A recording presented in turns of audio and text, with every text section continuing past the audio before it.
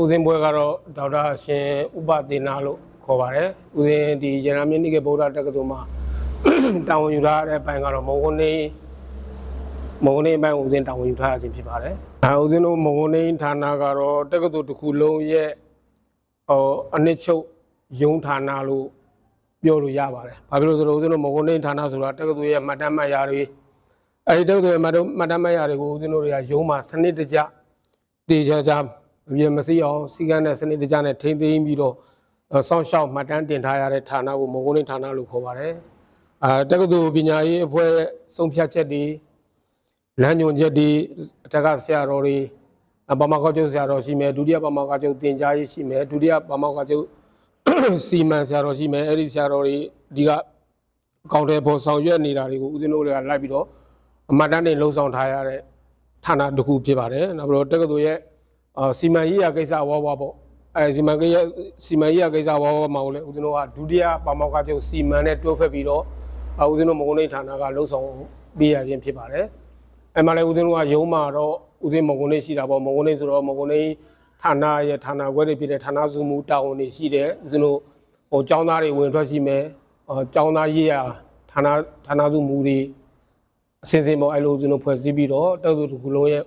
မှတ်တမ်းမှတ်ရာတွေကိုတင်ထားတဲ့ဌာနဖြစ်ပါတယ်ဦးဇင်းကတော့တက္ကသိုလ်တွေဒီပေါ်ပေါက်လာတဲ့အတွက်ကြောင့်ဦးဇင်းတို့မြန်မာနိုင်ငံရဲ့သာသနာတော်ကြီးဟာအတိုင်းတက်လွန်ဖွံ့ဖြိုးတိုးတက်လာတာကိုမြင်တွေ့ရလို့ဦးဇင်းအများကြီးလည်းဂုဏ်ယူပါတယ်တက္ကသိုလ်ဒီ